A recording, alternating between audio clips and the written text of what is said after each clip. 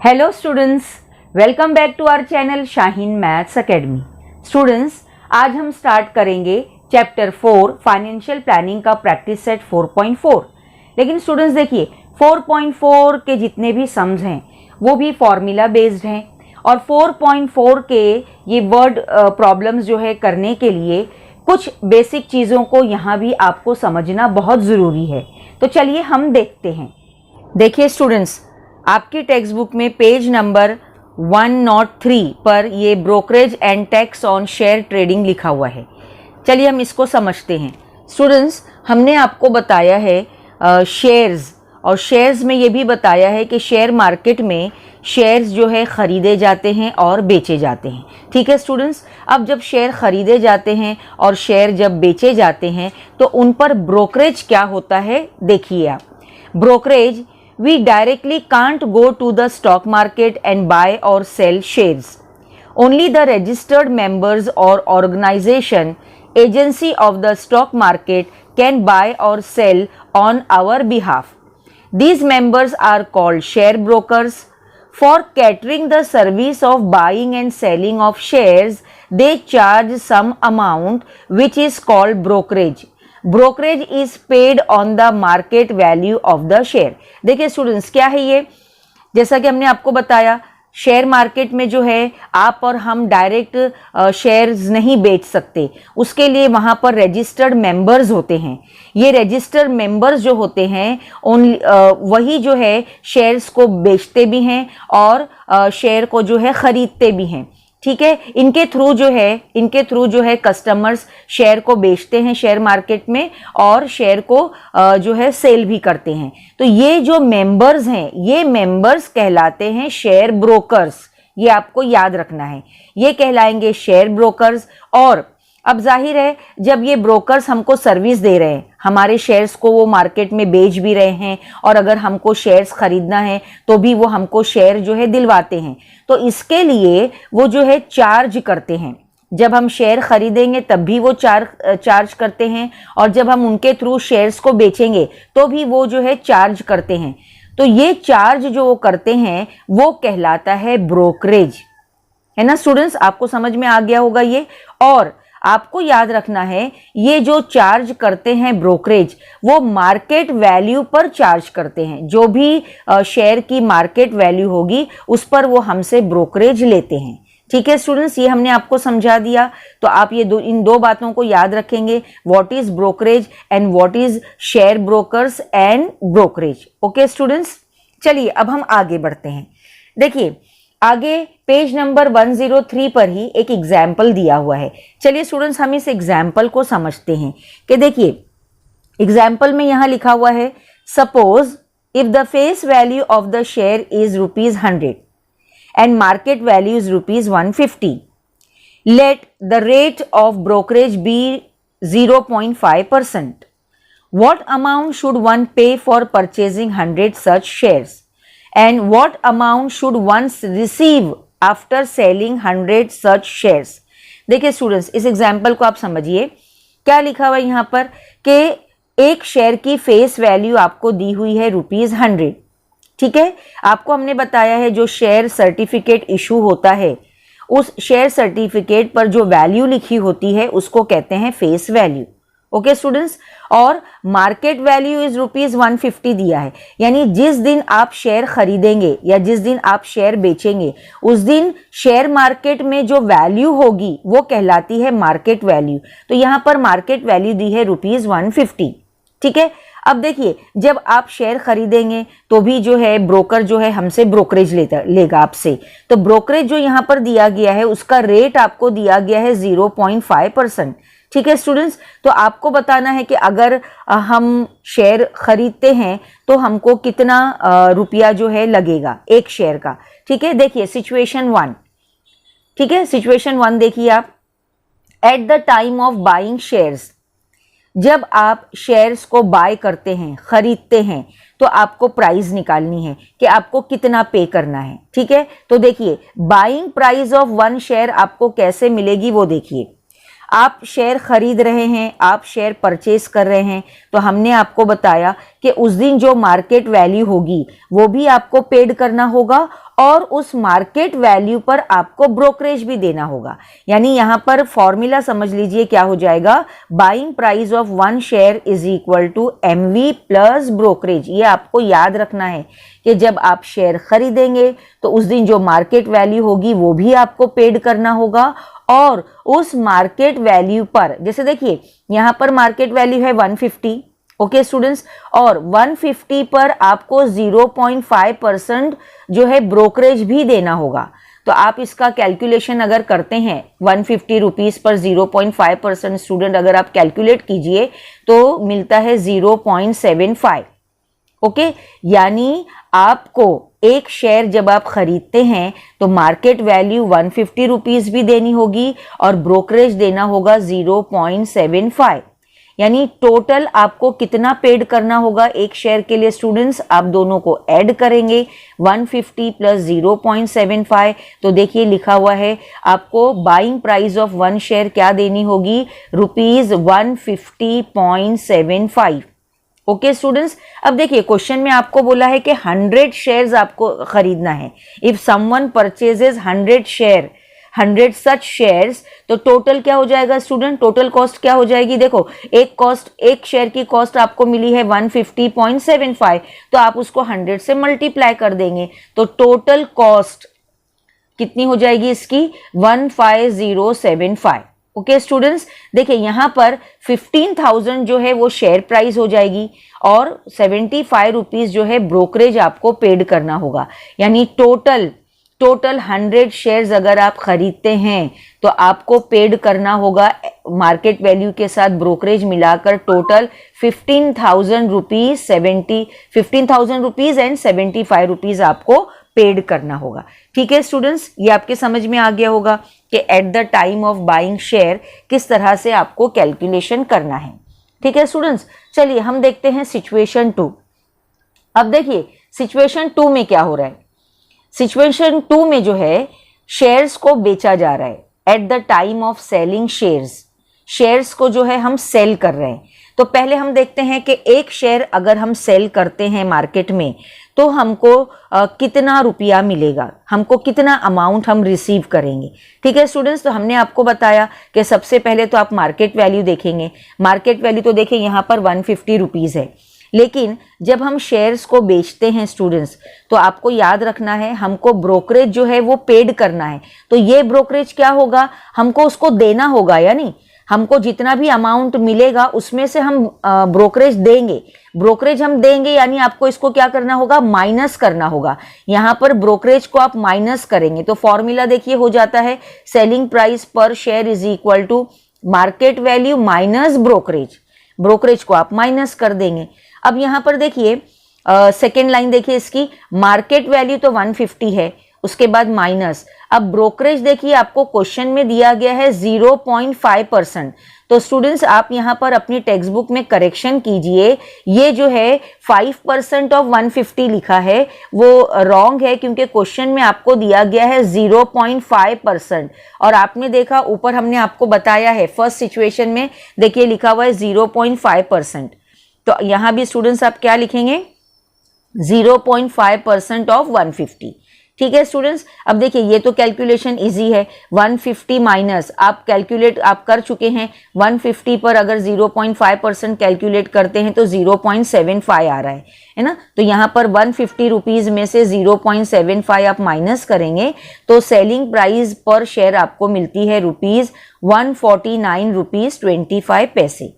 देखा स्टूडेंट्स आपने, दोनों सिचुएशन में आपको ब्रोकरेज पेड करना है, लेकिन जब आप परचेस करेंगे तब ब्रोकरेज ऐड होगा और जब आप उसको सेल करेंगे तब ब्रोकरेज माइनस होगा। इन दो बातों को आपको क्वेश्चंस को सॉल्व करते वक्त याद रखना है। देखिए फिर क्या है, ये तो हमने सेलिंग प्राइस पर शेयर निकाली है, फिर लिखा हुआ है if someone sells 100 such shares, अगर कोई 100 सच शेयर्स को वो सेल करता है तो उसको कितना अमाउंट रिसीव होगा। तो देखिए आपने देखा कि एक मार्केट वैल्यू जो है एक शेयर की 150 है, तो टोटल हो जाता है 15,000, लेकिन 15,000 में से ब्रोकरेज 75 रुपीज भी हमको देना है, तो हम उसको माइनस कर देंगे। तो टोटल अमाउंट कितना रिसीव्ड होगा, देखो students, ₹14,925 rupees after selling 100 such shares. Okay students, ये क्वेश्चन आपको समझ में आ गया होगा, तो आप इसको सॉल्व एग्जाम्पल जो ये पेज नंबर 103 पर है स्टूडेंट्स, इसको भी आप प्रैक्टिस करेंगे। ठीक है स्टूडेंट्स, चलिए हम आगे बढ़ते हैं।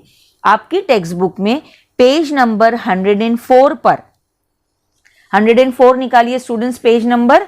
देखिए इस पेज पर लेट्स रिमेंबर ये बॉक्स आपको दिया गया है।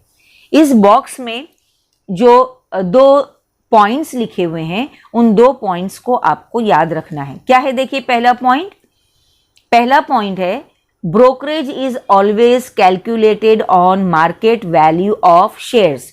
स्टूडेंट्स आपको ये याद रखना है, क्योंकि आगे जो हम एक्सरसाइज करने वाले हैं प्रैक्टिस सेट 4.4, उसमें जितने भी क्वेश्चंस हैं वहां आपको ब्रोकरेज कैलकुलेट करना है। तो आप याद रखेंगे ब्रोकरेज जब कैलकुलेट होता है तो वो मार्केट वैल्यू पर कैलकुलेट किया जाता है। ठीक है, सेकेंड पॉइंट देखिए, सेकेंड पॉइंट है in the contract note of cell purchase of shares price of 1 share is shown with brokerage and taxes. आपको याद रखना है कि एक शेयर की जो प्राइस है वो उस पर ब्रोकरेज भी लिया जाता है और टैक्स भी होता है।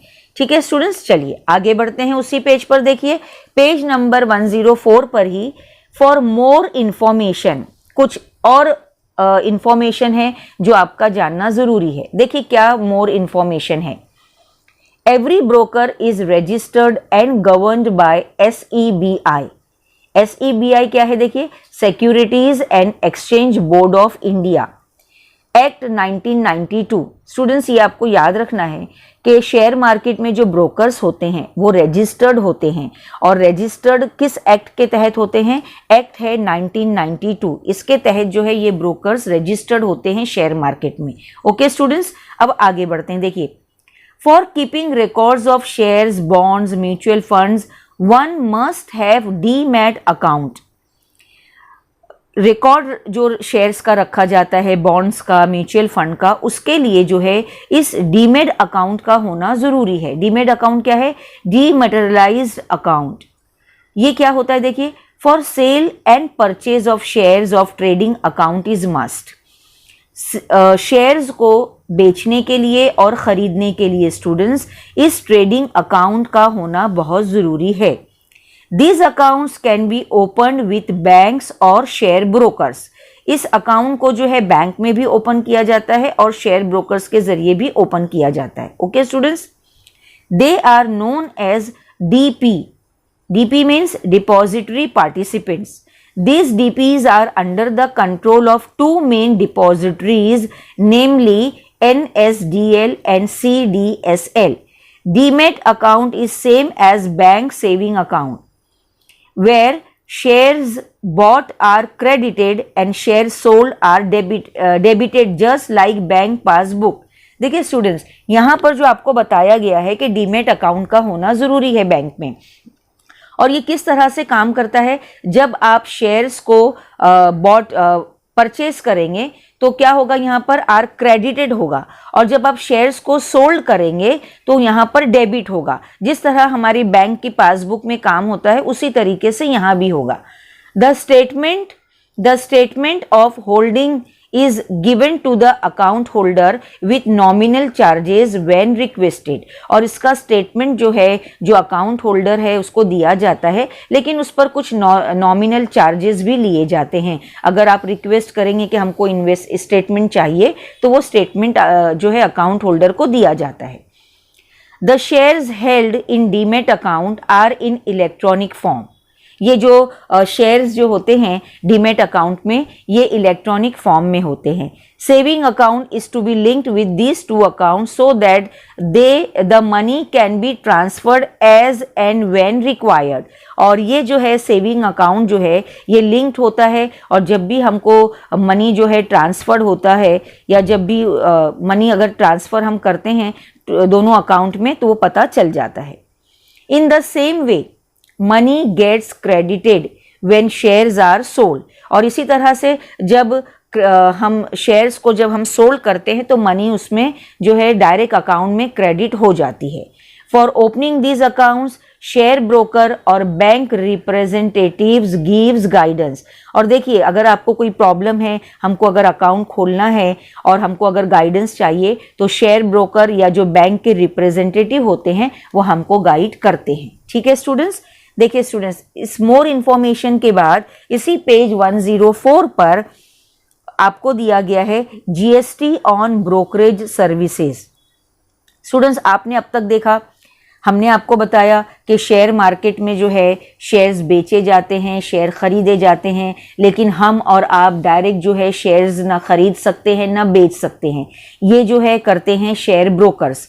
शेयर ब्रोकर्स के थ्रू अगर हम शेयर्स को खरीदते हैं या हम शेयर्स को बेचते हैं तो वो जो चार्ज करते हैं वो कहलाता है ब्रोकरेज। अब इस ब्रोकरेज सर्विस पर भी स्टूडेंट्स आपको याद रखना है कि जीएसटी भी आपको पेड करना है।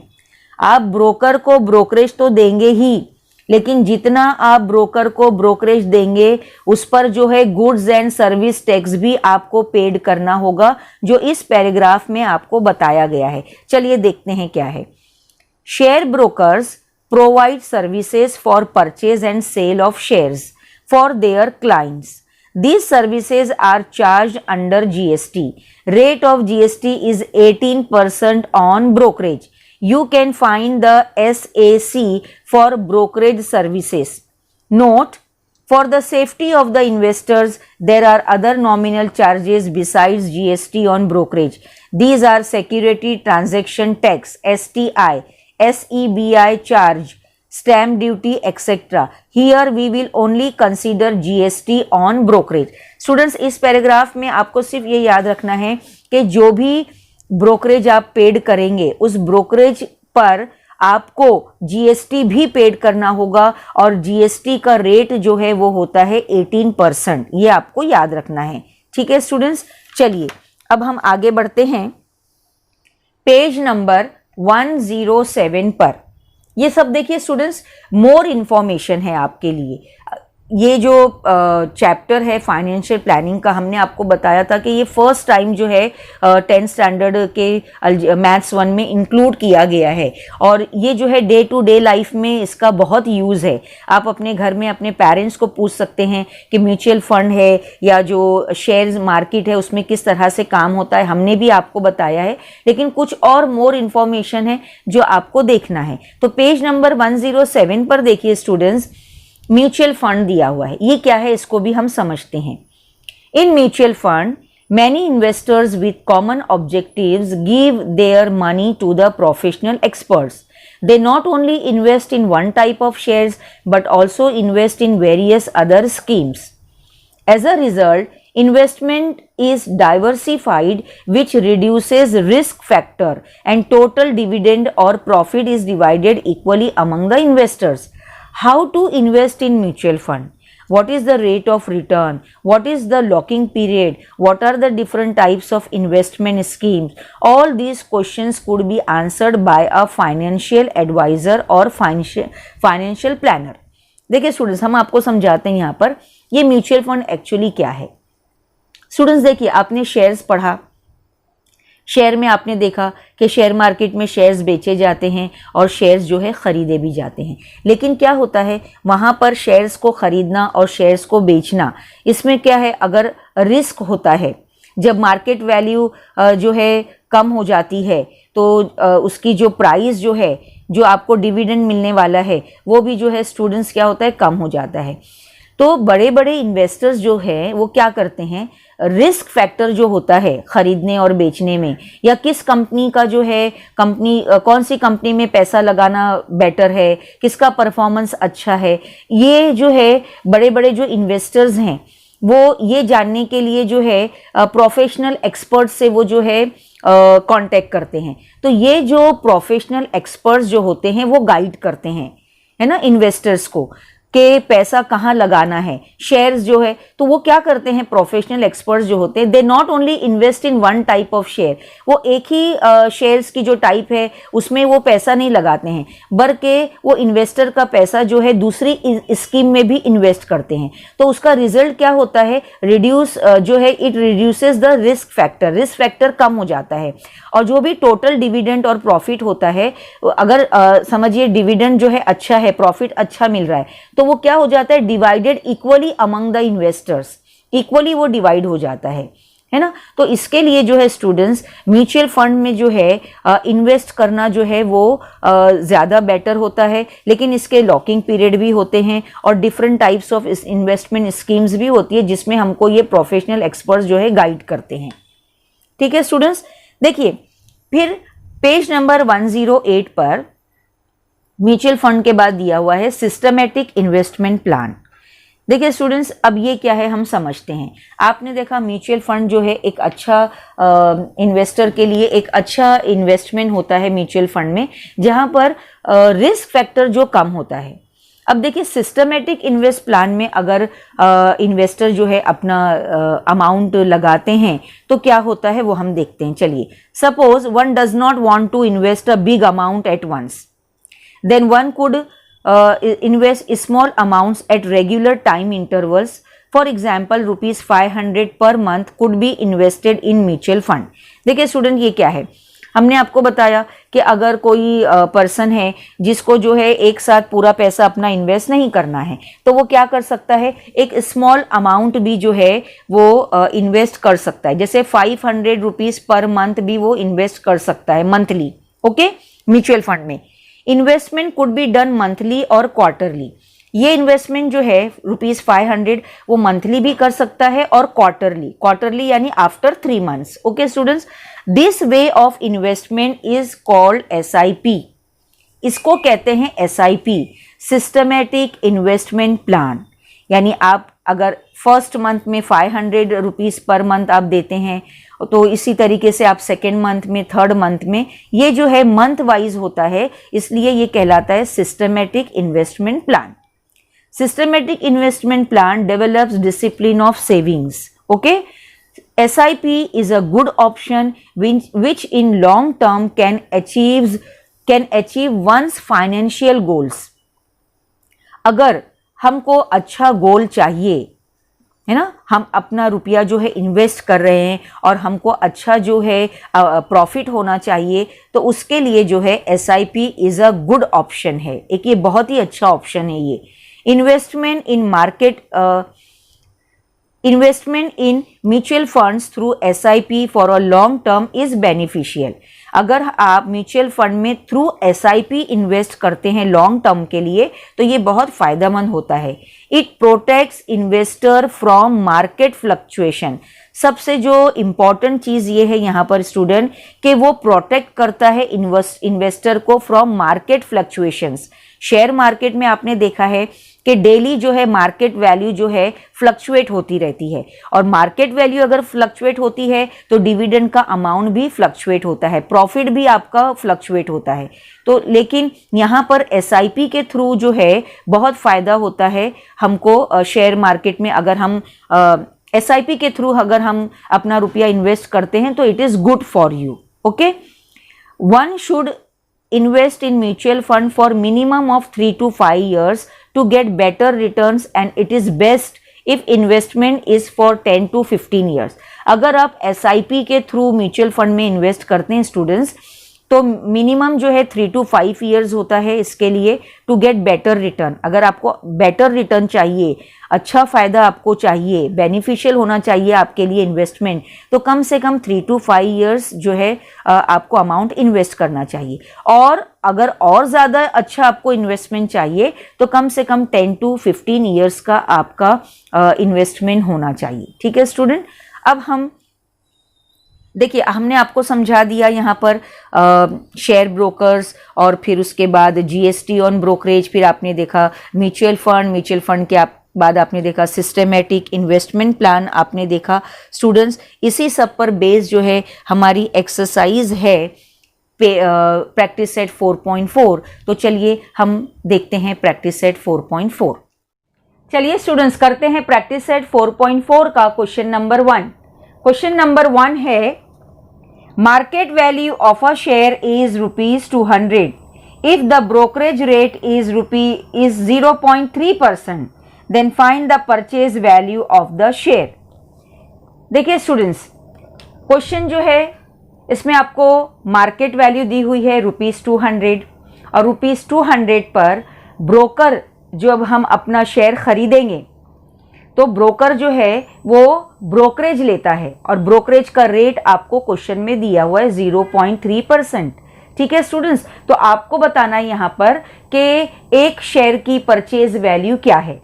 जाहिर है जब आपने शेयर खरीदा है तो शेयर की वैल्यू भी जो है मार्केट वैल्यू वो भी देनी होगी आपको, और उसके साथ जो ब्रोकर जो ब्रोकरेज लेगा वो भी हमको पेड करना है। ठीक है स्टूडेंट्स, तो देखते हैं हम इसका सॉल्यूशन क्या है। देखिए स्टूडेंट्स, क्वेश्चन में आपको दिया हुआ है मार्केट वैल्यू दी गई है, तो चलिए हम पहले लिख लेते हैं मार्केट वैल्यू।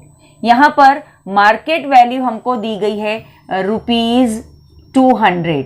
ओके स्टूडेंट्स, देखिए ये हमने लिख लिया ₹200 ना, और यहां पर ब्रोकरेज हमको दिया गया है, ब्रोकरेज का रेट आपको दिया गया है, तो आप उसको भी यहां पर लिखेंगे ब्रोकरेज।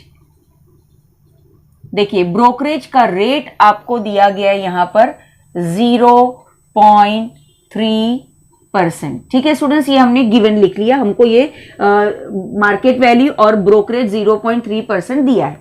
अब देखिए एक शेयर पर जो है आपको ब्रोकरेज देना है, तो यहां पर ब्रोकरेज आपको दिया गया 0.3%, तो पहले हम फाइंड आउट करेंगे कि ₹200 पर हमको कितना ब्रोकरेज देना है। ठीक है स्टूडेंट्स, तो चलिए देखिए यहां पर हम करेंगे ब्रोकरेज, हम पहले फाइंड आउट कर लेते हैं। ओके स्टूडेंट्स, तो देखिए ब्रोकरेज आपको मालूम है ये कैसे फाइंड आउट किया जाता है। जब भी रेट दिया हुआ रहेगा ब्रोकरेज इज इक्वल टू, देखिए ब्रोकरेज इज इक्वल टू आपको रेट ब्रोकरेज का दिया गया है 0.3%, और ये किस पर मालूम करना है, ब्रोकरेज ऑफ ₹200। ओके स्टूडेंट्स, हमको ₹200 पर ब्रोकरेज कितना हम पेड करेंगे वो बताना है। ठीक है स्टूडेंट्स, चलिए इसको हम सॉल्व करते हैं। आपको ये मालूम है 0.3% यानी ये हो जाएगा अपॉन 100 और ये ₹200। ओके स्टूडेंट्स, देखिए इसको हम कैंसिल कर देंगे, तो यहां पर आपको ये मल्टीप्लाई कीजिए, तो ये 2 3 6, यानी यहां पर आपको आंसर मिलेगा 0.6। ये इसको आप 0.60 भी लिख सकते हैं। ठीक है स्टूडेंट्स, ये हो गया ब्रोकरेज हमने फाइंड आउट किया। देखिए ब्रोकरेज हो गया ये। ओके स्टूडेंट्स, ये हो गया ब्रोकरेज। अब ब्रोकरेज के बाद आपको फाइंड आउट करना है परचेज वैल्यू ऑफ शेयर। अगर एक शेयर खरीदते हैं तो मार्केट वैल्यू भी देनी होगी और उसका ब्रोकरेज भी हमको पेड करना होगा। यानी अगर यहां पर मार्केट वैल्यू 200 है, यानी 200 में हमको वो शेयर नहीं पड़ेगा, उसके साथ हम ब्रोकरेज भी देंगे। तो ठीक है स्टूडेंट्स, चलिए अब हम यहां पर फाइंड आउट करते हैं परचेज वैल्यू। ओके, देखिए परचेज वैल्यू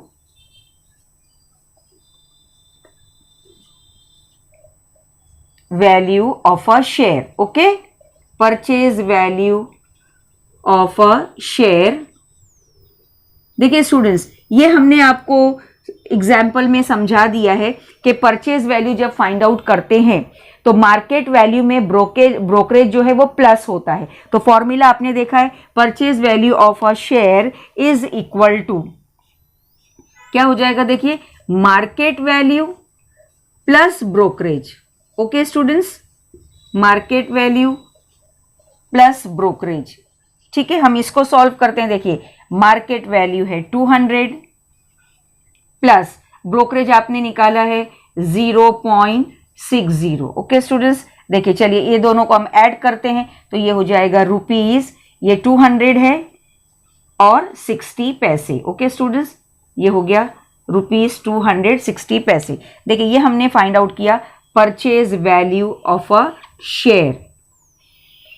क्वेश्चन बहुत इजी है स्टूडेंट्स, सिर्फ आपको ये मालूम होना चाहिए यहाँ पर कि जब शेयर खरीदते हैं हम तो मार्केट वैल्यू भी पेड करते हैं और साथ में ब्रोकर को ब्रोकरेज भी देते हैं। यानी सिर्फ मार्केट वैल्यू नहीं पेड करने होती है, उसमें ब्रोकरेज भी आप ऐड करेंगे। तो यहां पर देखिए परचेज वैल्यू ऑफ शेयर मिली है ₹200.60। ठीक है स्टूडेंट्स, देखिए चलिए आंसर वर्ड में आप लिख लेंगे यहां पर आंसर। ओके, आप याद रखेंगे आंसर जो है लिखना जरूरी होता है। Answer purchase value, okay students, purchase value okay of a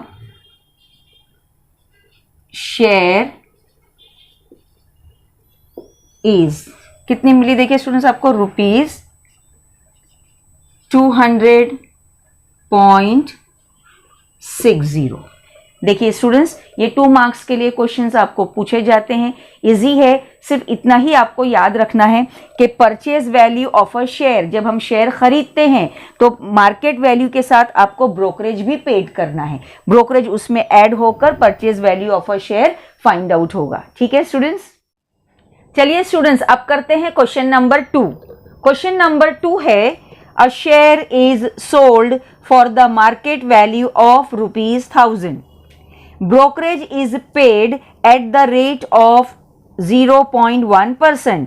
What is the amount received after the sale?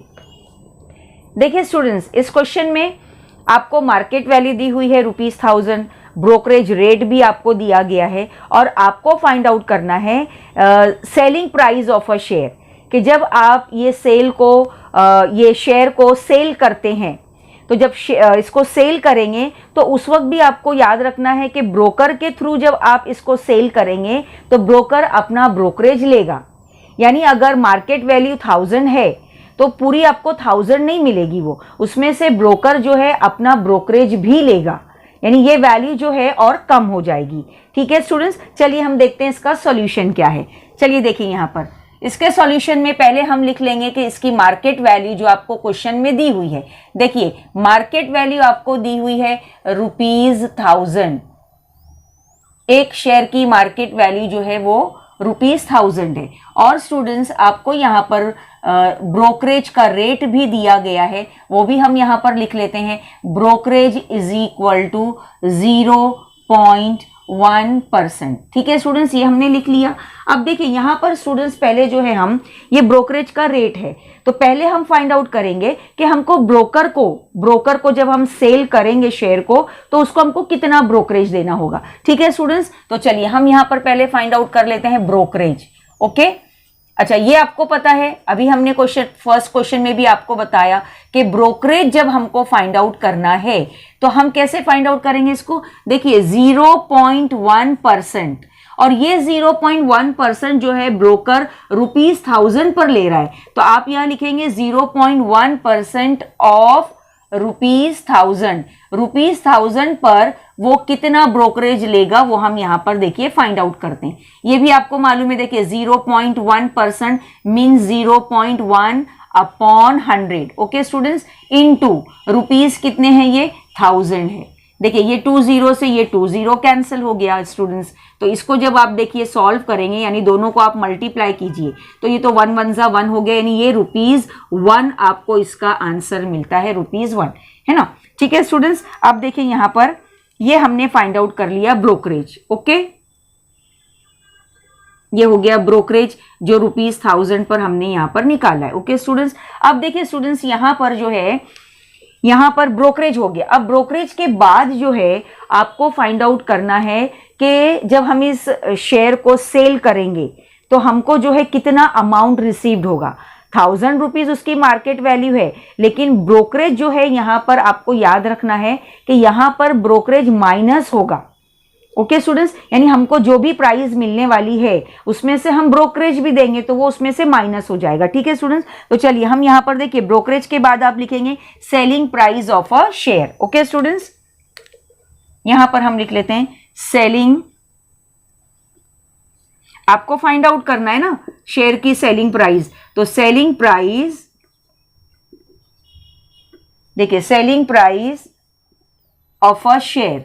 Okay students, तो ये कैसे मालूम होगा, अभी हमने आपको बताया। इसके लिए हम क्या करेंगे, सेल हम कर रहे हैं, मार्केट वैल्यू तो जो है वो हमको मिलेगी, लेकिन इसमें से हम ब्रोकरेज हमको देना है, ब्रोकर को हमको ब्रोकरेज देना है, तो ये क्या होगा, यहां पर एमवी माइनस ब्रोकरेज हो जाएगा। आप ब्रोकरेज यहां पर माइनस कर देंगे तो जो अमाउंट रिसीव्ड होगा वो आपको मिलेगा। ठीक है students, market value minus brokerage. तो चलिए देखिए हम इसको सॉल्व कर लेते हैं। मार्केट वैल्यू है 1000 रुपीज माइनस ब्रोकरेज आपने देखा ₹1 है, ये है ना, तो ये 1 आप यहां पर माइनस करते हैं तो ये आपको मिलेगा ₹999। देखिए ब्रोकरेज देने के बाद अमाउंट जो रिसीव्ड होगा वो ये होगा ₹999। ठीक है स्टूडेंट्स, अब आंसर वर्ड में लिखेंगे हम अमाउंट रिसीव्ड। ओके, आंसर हम लिख लेते हैं यहां पर, देखिए आंसर हम लिखेंगे यहां से, आंसर क्या पूछा है आपको क्वेश्चन में, अमाउंट रिसीव्ड। ठीक है, तो हम यहां लिख लेते हैं अमाउंट रिसीव्ड। अमाउंट रिसीव्ड कब हुआ हमको, से आफ्टर सेलिंग द शेयर, तो अमाउंट रिसीव्ड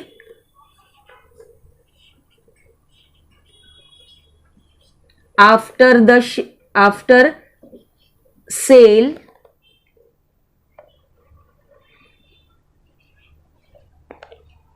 is ₹999। देखिए स्टूडेंट, अमाउंट रिसीव हुआ आफ्टर सेल ऑफ शेयर,